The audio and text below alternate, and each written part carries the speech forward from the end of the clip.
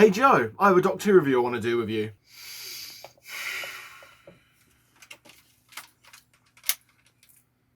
Hang on, a Doctor Who review about what? I thought we could talk about the Doctor Who title sequence and how they've evolved over the 50 years. Alright. I'll cut you a deal. I'll talk about Doctor Who title sequences when you update the title sequence for review in space. You living piece of shit. Fine, you have yourself a deal. I won't shoot you, I love you too much. 5 minutes later.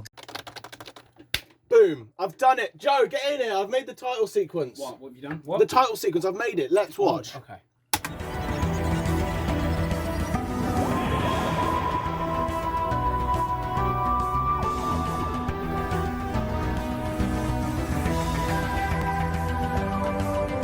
Hello everybody and welcome to the Review in Space. Did you enjoy that new intro title sequence thingamabob? Sorry guys, I just got back from Boob World. I love Boob World, it's so cool. Boob empowerment, am I right? Would you like to come with me on a quest to get some Szechuan sauce? After this, we have a review to do of the Doctor Who title sequences. Yeah, sorry, I scheduled this weeks in advance. Put this in the drawer so the he keeps bringing random miscellaneous props of references. I'm just going to put that away so the Gromflamites can't steal it from me because they think they run the galaxy. I disagree respectfully. So, welcome to the Review in Space. What is this one about, Joe? It's about the intro sequences from all the Doctor Who. You just riff. I'm trying to find them. So we're here today just to review every single title sequence from Mr. William Hartnell right the way up to Jodie Whittaker. Sorry, Hilliam Hartnell and Jodie Whittaker. Just turning off the radiator because it's boiling in here. Yeah, we're sitting here in very close proximity. Anything can happen, and we're going to do this little review. We are in space, which is actually where we are technically because the Earth is in space. Oh. We went different directions with that. Did go very different directions. I went very grounded, and you, I mean, there you go. Everything's yours in is space. Grounded, mine's based.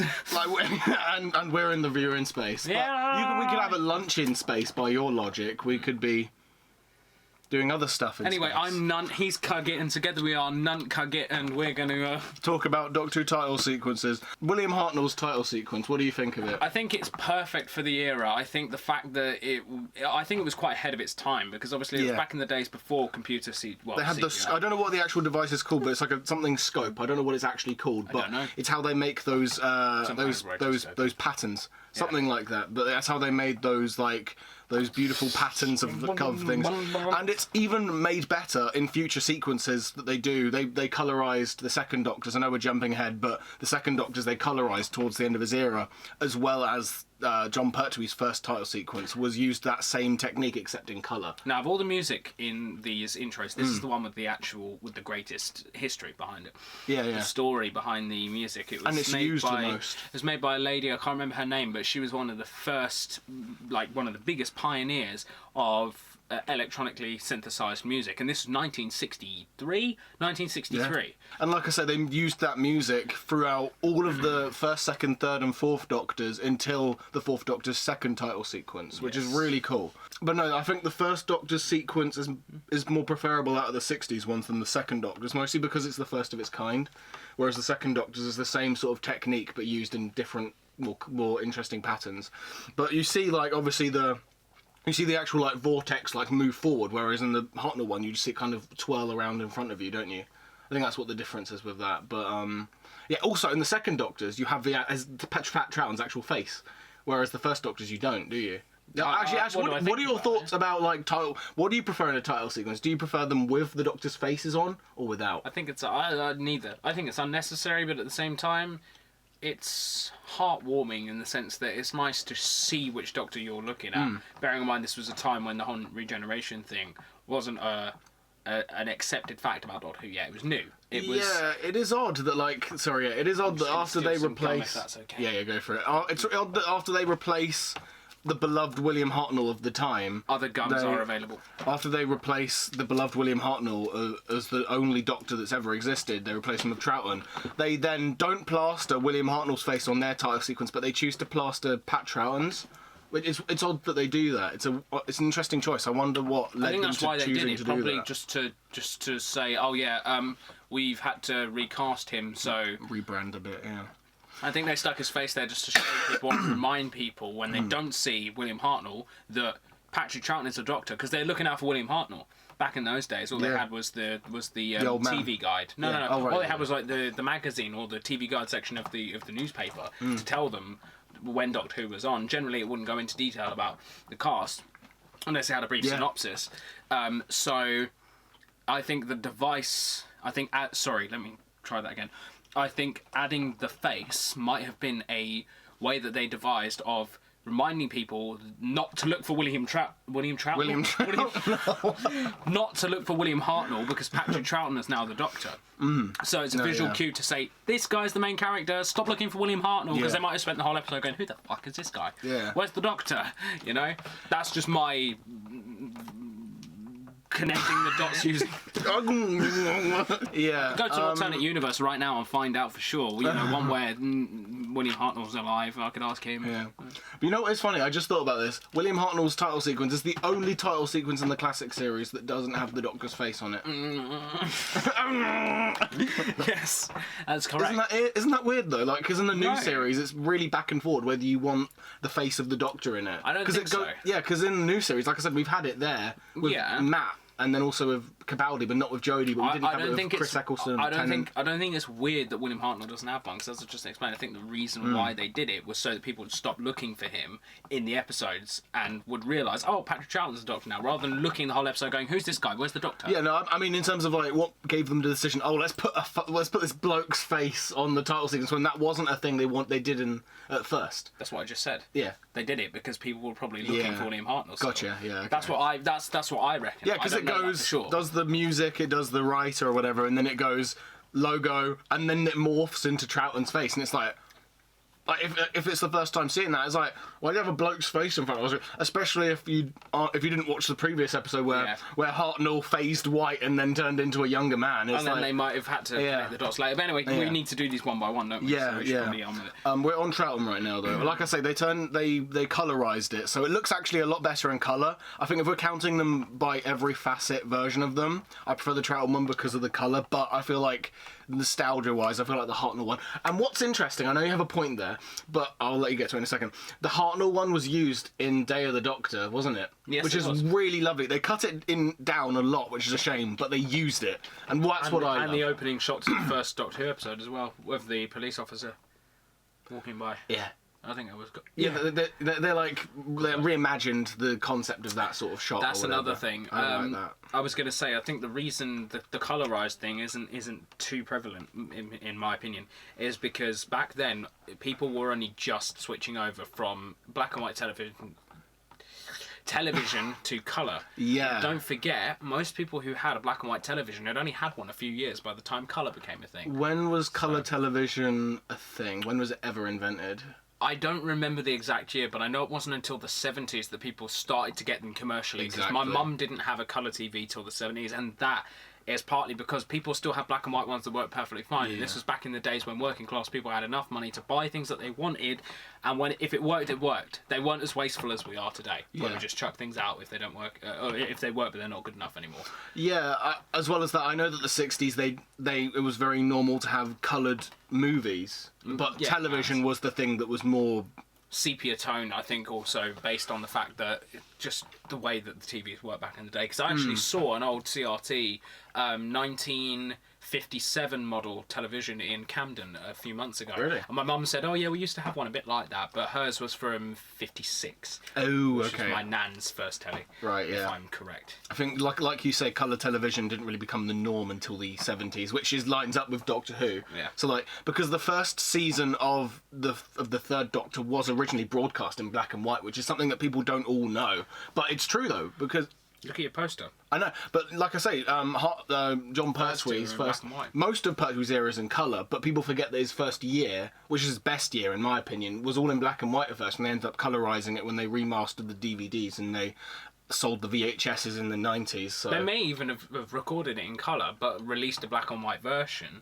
Maybe, so but I feel like it's more likely that because the Doctor Who never had the biggest budget and the BBC never really gave it the most they could offer because they never really liked Doctor Who, the executives. So I think what it was is that, we'll do it in black and white, it won't cost as much, and then later on when they sold it and they realised, all of Pertwee's era needs to be in colour so it's more sellable, they were like, okay, we'll go back and we'll colorize it, because that is something they were able to do with VHS tapes back then. So, but all the same, but that means that actually Jon Pertwee's title sequence also originally was in black and white as well, before it was colorized. Yes. Yeah. But I like the quintessential Pertwee title sequence is the coloured one with the oranges and the bright reds and greens is the one that I enjoy. But no, yeah, I like Pertwee's a lot. I feel like it's they definitely wanted to experiment with the colours in that one. That's why it's so Technicolor, isn't it, really? It's got so much colour in it. It's also got Pertwee's face in it as well. It feels more gothic, though, that title sequence, with all the bright Christmassy colours of all things, like red and greens and yellows and oranges. Why is that gothic? Just because all the reds and the font was changed a bit to make it more sharp and more dramatic, I think. Fair enough. But and also that era had a lot of. You know what's funny, that it's weird, but only later on in the series did the title sequence start to reflect what era of the show it would be. This one is a lot less. It doesn't really reflect the type of era that Pertwee era did, because most of the Pertwee era was set on Earth and was mostly like James Bond-esque stories, yeah. And yet we have the most sci-fi sounding and looking title sequence that we've had. Tom Baker! Yeah! This one... Oh, wait, no. I was a big fan. A second title sequence was made for Pertwee, though, first. Oh, for fuck's sake. Hurry up. Yeah, that one was similar to Tom Baker's, though. So it had the triangle bit at the end. It had the weird stars, though, and like the vortex made out the shape of the full body of Jon Pertwee, which is strange to look at. But yeah, I do recall that. I think it adopted the same logo that we later had in all of Tom Baker's era, or most of Tom Baker's era, with the diamond. The logo. diamond one with like the cartoony text. Yeah. Yeah. It's weird because that one looks like the least like polished logo, but that's the logo that we associate with all of Classic Who. That's the quintessential Classic Who logo, I think, at least for me. Because it looks so iconic. In the middle yeah, between him it's and so Baker. iconic. Anyway, Tom Baker! Yeah, that one is the one that everyone knows and loves. Probably a lot of people's favourites. The one that looks so much like hyperspace from Star Wars that Family Guy Star Wars actually went, oh, why does hyperspace always look so freaky? And it cuts to Tom Baker's face showing up. His time vortex followed by his face. It was really cool. It was really cool. But obviously, like, the actual vortex style stays the same from the Jon Pertwee one as well. The second Jon Pertwee one, obviously. Yeah, I don't know, because like obviously the music stays the same, but I feel like this was the first classic title sequence that I ever knew, I think. I don't know, it's difficult to say, but it's the most iconic for sure. But then... Does he have another one? No, he does have another one. It's the Peter Davidson one. Because he has that before. That was the one I quite liked that. I did like his second... I like that too. It's really strange how they go from something so... they're just so very different. Yeah, because they changed the titles. So they changed from bam ba bam to the very sci-fi, which was Peter Davidson's intro, but it started with Tom Baker, because that's actually the one I used in Minecraft Doctor Who 3. Wasn't actually Peter Davidson's one, it was Tom Baker's second one. They're exactly the same music, slightly different, and the same style and everything. Different. The only difference is their face shows up. It's the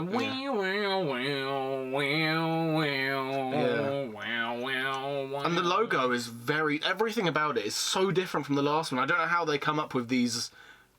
I know it's just like, how do they do it now, but it's like, it's so strange to see how they made it back then as well, because going from obviously the one that Tom Baker had, even the one from before Tom Baker with Jon Pertwee's first one, and how do they go from that to then Tom Baker's to then this with what Peter Davidson had? Stars. Yeah, it's so cool. And it's like so strange to see it in 80s TV. The lens flares. Yeah, J.J. Abrams had a part to play in that. So Peter Davidson, technically we've already started on it, because it's the same thing, yeah, really. Basically. Same logo. I think I like the music more in this. Music's my favourite.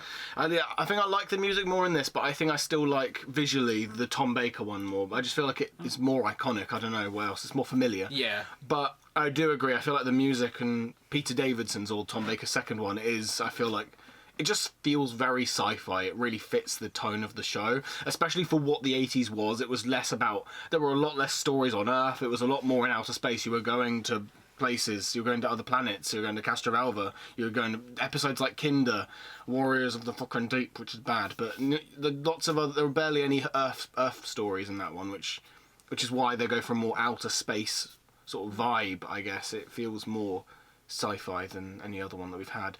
And then the theme tune was also adjusted for Colin Baker's. Colin Baker, number 6. But then it was also visually changed slightly, so there's a lot more colours in there. Yeah, it's more Technicolor. It's more. It felt a bit too busy. Like an acid trip. Yeah, too busy. And when he comes up, he's suddenly all covered in lights and all that. Well, I think that's just his coat. Yeah, I just wasn't a fan. I've never been a fan of Colin Baker's as much as the rest, but I feel like it's still cool. I was going to say, yeah. The music stays the same though, except when you get to Trial of a Time Lord, where they change it to a much more.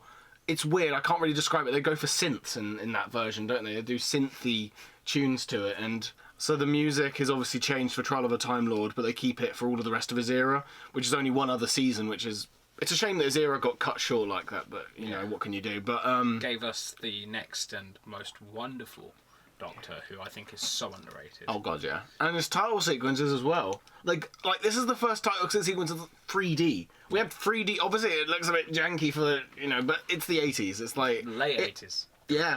But God, I love it.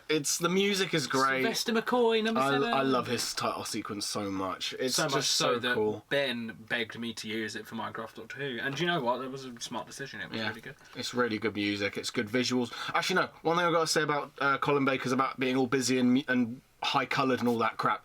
It kind of fits his era because his coat is so multicoloured and all that, but it doesn't really fit his personality because he's the most grumpy Doctor. I never really got that. It's very clashing in tones, I feel like. But anyway, back to Sylves. I love it. I love his logo. I love his sequence. I love his music. Everything about it is great. But I love this is the first time we see the TARDIS in the No, we don't see the TARDIS first time in this one. We see it in Tom Baker's. When we see the TARDIS go towards the camera. In the title sequence. We see it first there. That's the last time we see it until Sylves. That's the last time we see it until Sylvester's, where we see it in that time bubble thing. I don't know what that is. But you see it spinning around. And it flies around a galaxy or something, doesn't it? Something like that. But yeah. It's all purpley. That's it, yeah. And you see Sylve's face winking at you. That bit always made me laugh. It's cheesy, but, I like it. You call him Sylve that makes me laugh. Also, it keeps some of the theme of how Peter Davidson's was with the stars being all white dots and everything. They keep that for this one, but they kind of accentuate it more. And since it's 3D, they kind of fly all over the place a bit more. So, like you say, accentuated. Yeah. Obviously, I love the fact that they went 3D. That's the kind of the coolest part of it about it for me, because that not happened before. Probably one of the first times in TV that's happened before for a title sequence. Anyway, if I'm not mistaken, next we only have the TV movie. Number 8. Unless you count the Dimensions in Time version of the Sylvester McCoy's theme tune, which is just sped up and went all disco funk. It's not written down there. No, I'm just reading who we've got. Yeah, we've got the TV movies. Let's ignore the Doctor Dimensions Who, in number Time 8. one. I like this one. I like a good amount. I feel like it was a good precursor to Chris Eccleston. Obviously, Chris Eccleston's sequence was highly inspired by how the Vortex looked in Paul McGann's, which I feel like is good that they tried to keep it to that. But they also modernised it a bit. Didn't happen. Yeah, I feel like they could have very easily done that. They could have very easily have just retconned Paul McGann's film. But I'm glad they didn't, because it isn't as bad as people say. I don't love it, but I don't hate it either. The fact that the Master rips his own fucking fingernail off, that's so cool. Yeah. I don't really like the Master that much in this film. No, they made him too American. Yeah. Not just American in the fact that that's who he's played by, but in the fact that he's a very classic American supervillain. Like, I'll get you, Spider-Man!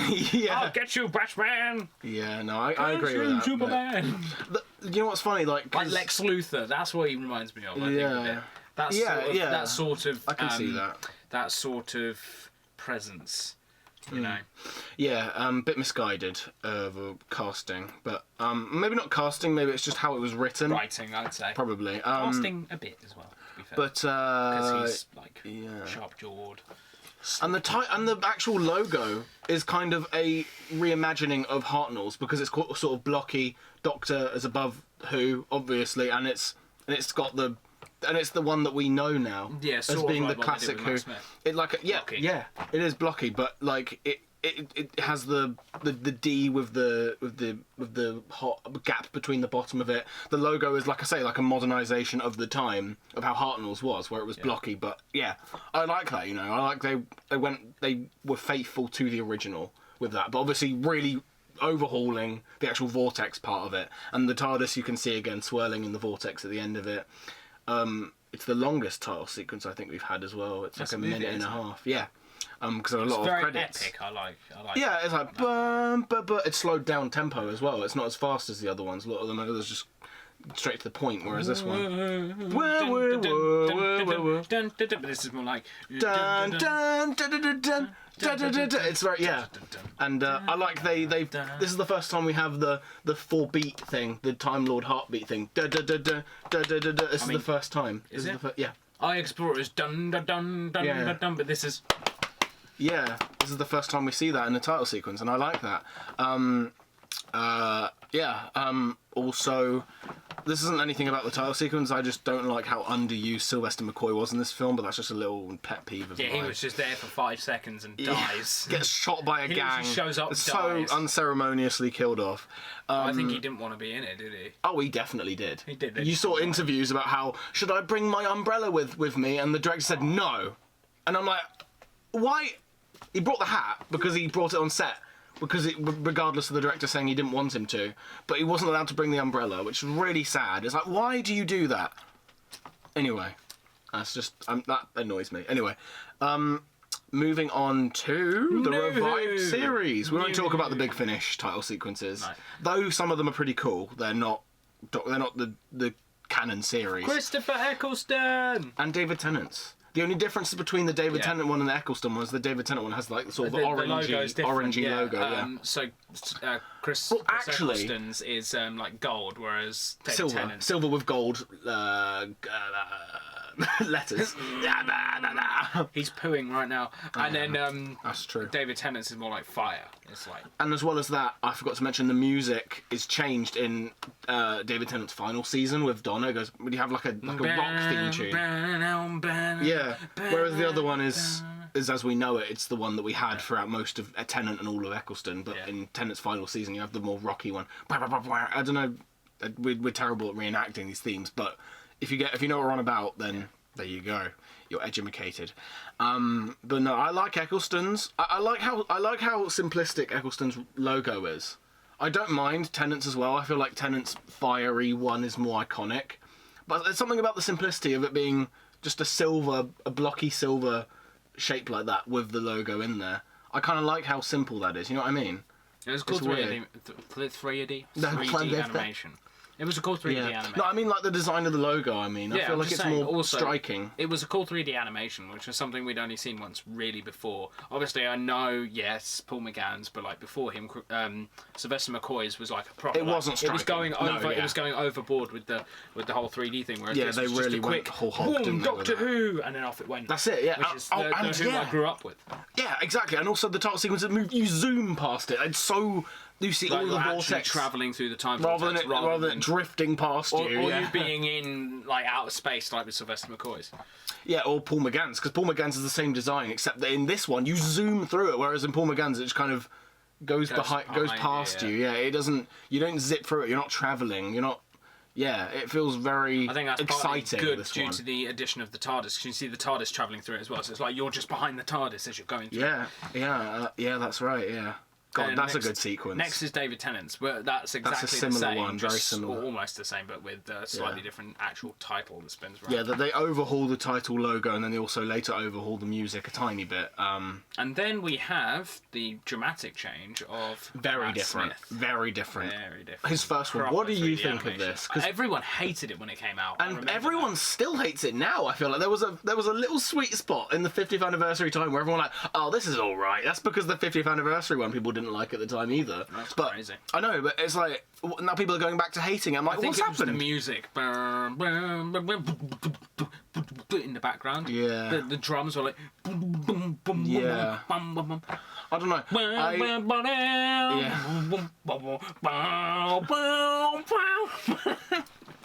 Yeah, it's the music for me that wasn't a massive positive point, and I think people agreed at the time, maybe even still now. Yeah. But the actual visuals, I wasn't a massive hater of. I thought they were a bit dulled compared to Tennant's, which was spectacular and sci-fi and digital and bright, whereas this was similar but more toned down. It looked like clouds. It looked like you were flying through. Yeah, and then it went to the lava-y one. Yeah, I like that. Yeah. When the TARDIS drops down, I like that. When it goes And the into beat of the tune as well. Dun dun bum bum. The logo shows up in that part. I like that. I feel like it's a good use of using the logo with the music and the vortex working with that. I feel like it all syncs up very well. I like how well that's utilised, but it's not my favourite either. I don't hate it like some people, but it's not my favourite either. But Matt Smith also had a second sequence, the 50th anniversary. Yes.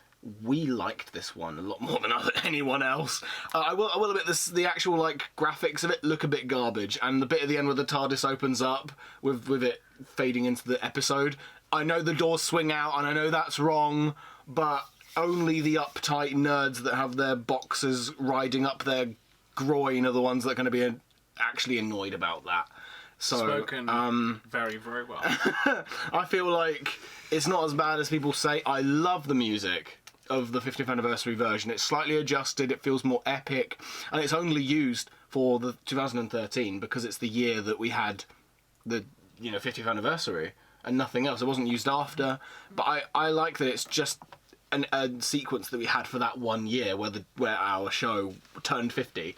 I like that it was just used to celebrate that and nothing else. Obviously, it's not perfect, but I feel like it's very unique. It has a lot of different things in there, but I feel like it falls under the same issue that Colin Baker's did, where it felt a bit too busy. Yeah, it did feel a bit too busy, but the busier one is the one we're going to have to talk about next. But I think the next one's busyness is Perfect. So, are we going to talk about it, or are we keeping on with this one? We will. I'm just trying to think. I feel like the only thing is that, the logo for Matt Smith's. I wish that we kept the logo with the DW thing in the middle of it. So Doctor Who. No, it said Doctor, then DW, and then Who. I feel like that's more striking. That's one thing that I wish they'd kept from Matt Smith's first title sequence. Because that's a really cool logo. It's very good on DVDs as well, because you can see the actual bit here. Why do they move it at the end? At the end of there, it's really annoying. But also I forgot to mention that in series 7 of Matt Smith's era, is part 1 when they had Amy and Rory for those 5 episodes. Every single time they adjust the logo to fit the episode type. I like the sentiment, but it's trying too hard and it ruins it. And plus the actual font and it doesn't fit how it The one was. thing I want to appreciate about Matt Smith's intro, the one thing about the music I do like is the choir in the background. I actually quite like that, at least at the end. It utilises it well, especially when you have Murray Gold. I like the way that worked. Me but, too. Yeah, it was used sparingly. It was used well. I liked it. Yeah, they adjust the logo a bit each episode, and it just feels very forced. As well as that, the actual text where it says Matt Smith, Karen Gillan, fucking what's his name, Rory. they have that. That's it. Yeah. Arthur They have the names kind of fade in rather than them chopping in when the lightning hits the TARDIS, which is kind of I don't like that as much. I like the lightning. Yeah, but no, Series 7B with the 50th anniversary, that one's alright, but, I like the lightning because it makes the time vortex feel a bit more chaotic. But that's why the Tennant's one was also good, because it was so fast, zooming through there. It wasn't just a slow... and I've heard that blue means going back in time and red means going forward in time. Yeah, I like that, and I feel that's the good attention to detail, because that's how they had it in Tennant's one, where you had the TARDIS moving forward. And then you saw the TARDIS go past us, which means that we're looking at the other end of the spectrum, the red end of the spectrum. Yeah, I like that, because you go from blue to red, really. Because it's you've got the warm palette, which is red. I didn't think about that. That's a very good point. You've got the cold palette, which is blues with a few reds. I don't know whether that's what they intended when they made the sequence, but it's cool nonetheless that it works like that. Peter Picaldi. I love this fucking title sequence so much. The music is perfect for the sci-fi theme. I think it restores the same mystery that they had around Hartnell with the time, with all the clocks and stuff all these, and the cogs and stuff, bringing back the whole timey feel. And then suddenly it transitions to Roman numerals and showing the different ways of measuring time. But also I think it's interesting because he was the oldest person to play the Doctor since William Hartnell. When he started, he was 60-something, I believe, and so was William Hartnell. Yeah, John Hurt was younger than him, I think, when he played? I'm not sure. I don't know if he even counts John Hurt. I think he should count. I think he should. No, I think it's because he wasn't actually an official doctor. He was the war doctor. True. As in a mainstay, not just one... A series episode. regular. Yeah, not a throwaway doctor, like a doctor who has a series. He is the oldest one. It's still criminal that he Eldest didn't get a full series, but that's a whole different story. But anyway, they managed to, I think, recapture the mystery of the first couple of Doctors, where it felt like the intro served to build up that mystery and build up the feeling that you are travelling through time and space and you're unlocking things about the universe on this adventure with this amazing, mysterious character. That's I feel like, as well as that, obviously, with the change of face, he's going to be a lot more mysterious. At first, we didn't know whether he was a good man or not. There was a lot of times where Clara... He even asked Clara that question. Yeah, a lot. But that's the name of his theme song, Am I a Good Man? Yeah, that is. But yeah, I don't know. I really like it. I feel like... I wish that they'd... I mean, I don't mind the logo that he used for him, but it's like the same as Matt's, except without the DW at all, and it's just a bit... I don't hate it. I just feel like it's very...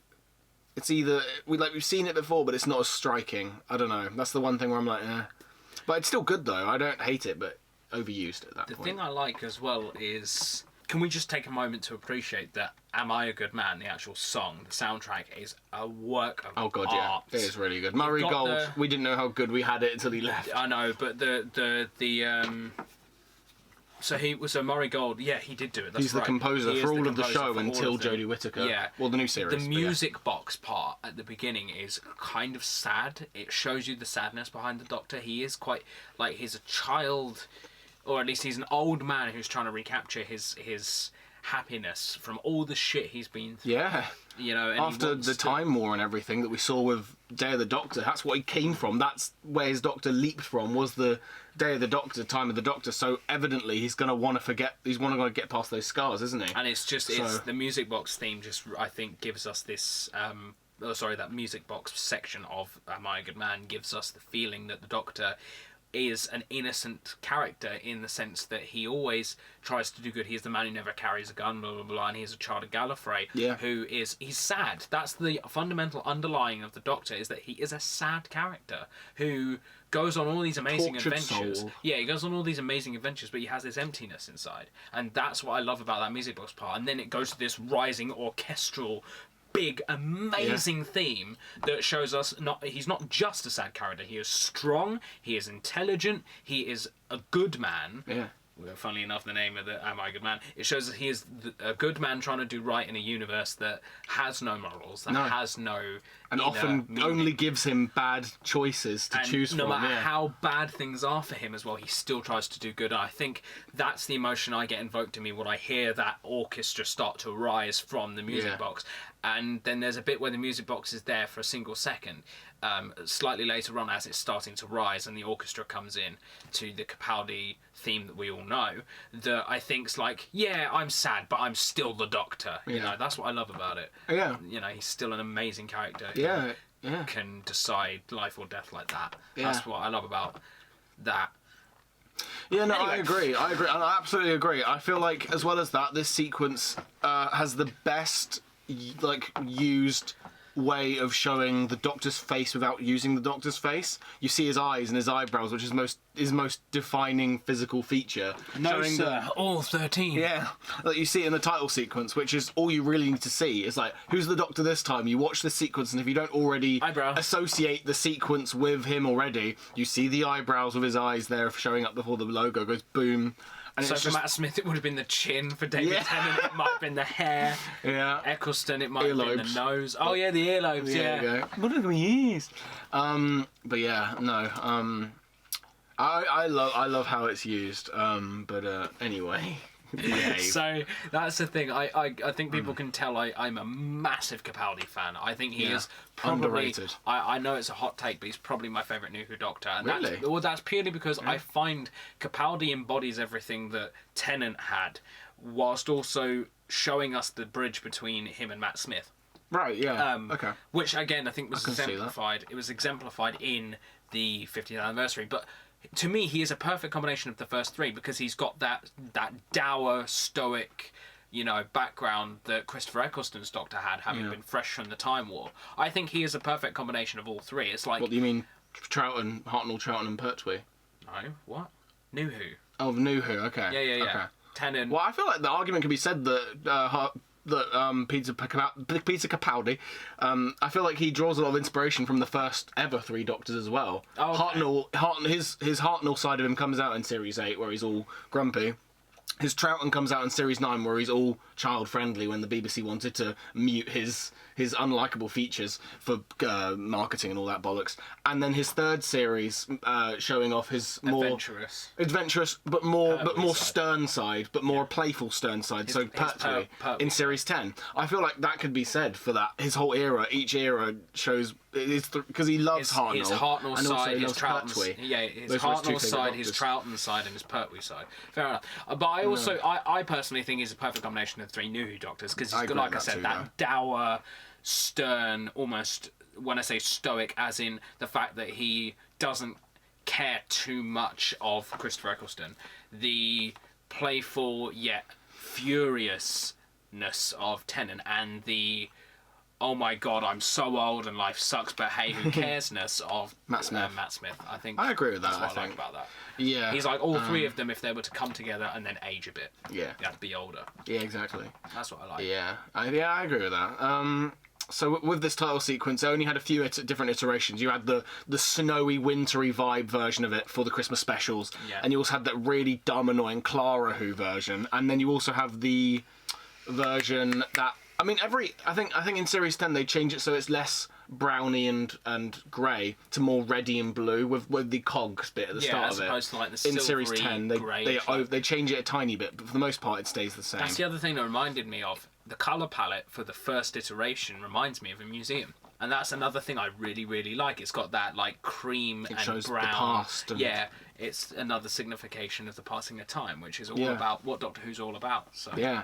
It is really cool and sci-fi because you go from the cogs turning and it shows all the technical side of it, and then you have, like I say, the Roman numeral like spiral going through, and then it's stretching outwards to see these different planets spin around, and then you have the actual TARDIS zoom past you, and then the eyebrows, and then the logo, and then boom.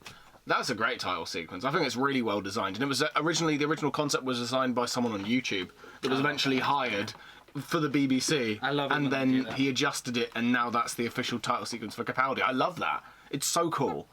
But yeah, that's that. Final one, Jodie Whittaker's. We have our likes and dislikes of the Jodie Whittaker era. One of my likes is actually the title sequence. I don't love it. It's not anywhere near my favourite. But what I love about it is that the design is a modernisation and a remastering and a interpretation of what the original Hartnell title sequence was, where it has all the different colours and patterns spinning around in front of you rather than around you. I like that it's sort of a modernisation of that. And the music is okay. It's very different. I don't love it, but I feel like I like that it's really different. And it's like they're trying something really different because it is a very, very different era of the show. First female Doctor. Yeah. And I do like the logo. I won't lie. I don't like how the logo... I don't like they rebranded things with that logo, I was about to say because... They didn't do that with any other Doctor. Why would they do it now?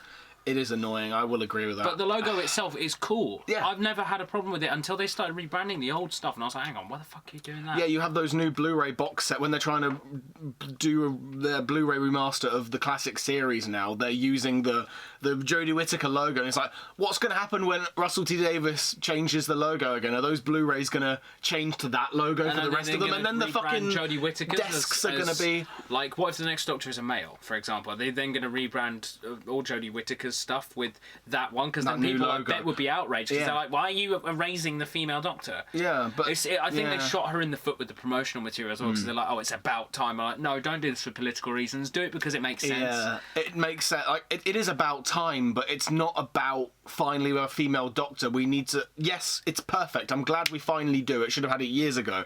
But as a kid, I thought there was one. Yeah, me too. I thought there must have been one or two in the classic series, but apparently not. Yeah, like, one of the... You know what? This is such a stupid, petty reason, but one of the main reasons I stopped collecting Big Finish CDs and started listening to them digitally is because I didn't want them on my display because the logos would look different than the ones I had. That makes sense, because why rebrand all the old stuff with the new Doctor logo? They never did that until Jodie Whittaker. Yeah, because I religiously collected the Fourth Doctor Adventures audios. Do you know, I'm not going to say Jodie Whittaker, actually. I'm going to say Chris Chibnall. They never did that until Chris Chibnall. No, they never did that until he was the showrunner. No, they didn't. But, I religiously collected the Fourth Doctor Adventures, and I still listen to them regularly, but I don't buy the CDs anymore, because these new CD box sets, you go from the old classic series logo that we know and love, you know, this logo here, yeah? You have them on the Big Finishes, but then you go from that, then you see box sets of the Fourth Doctor with Jodie's logo, and it doesn't look right, because it's not Tom Baker's logo. It's also not slightly confusing, because if you're looking for Tom Baker, you're going to look for his logo. That's the whole point of having a different logo every time you have a different Doctor. That's so true. So why Which is actually the reason why I don't like how Capaldi's logo looks similar to Matt Smith's. Yeah, because you then can't tell the difference. Yeah. Though I'm not that, I have more brain cells to know which is which, but it's one of those things, I just like the idea of Capaldi having his own logo. And I think there's just enough different about Eccleston and Tennant that you can tell the difference. Because Eccleston's is just silver and gold, isn't it? Yeah. Whereas Tennant's is Fire! lava-y and all that, and... Mine's gonna make fire. David Tennant make fire. It's one of those. But hey ho, the title sequence I think is fine. There's nothing wrong with it. I quite like it. It looks the most polished. I love how we made a meme out of the original show of it. Here's to waiting, because it looked like going through Guinness. Oh yeah, I forgot about that. Yeah. Holy shit! We thought that was going to be the title sequence as well, didn't we? When we saw it, and it was just like a promotional piece. He waits. That's what he does. And I'll tell you what. Tick followed tock, followed tick, followed tock, followed tick. Here's to waiting.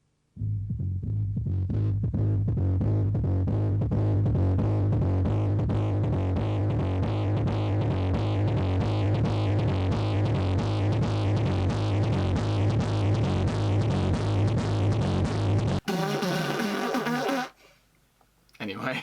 Link to that below, please. Fine, put the fine, link I will. I'll post a pinned comment if you want. Yeah, cool, yeah. So people don't think I'm insane going... They already do. Anyway, yeah. Anything left to say about Jodie's sequence? Tuesday. Okay. But no, I like the logo, but as we've said, it's overused. The Vortex is cool, and it looks like they're the most polished. And I can appreciate that the production value of showing the promotional and the title sequence and all that is... They worked hard. It's just a shame that Chibnall didn't work as hard. I was going to say didn't. No, just didn't. Full stop.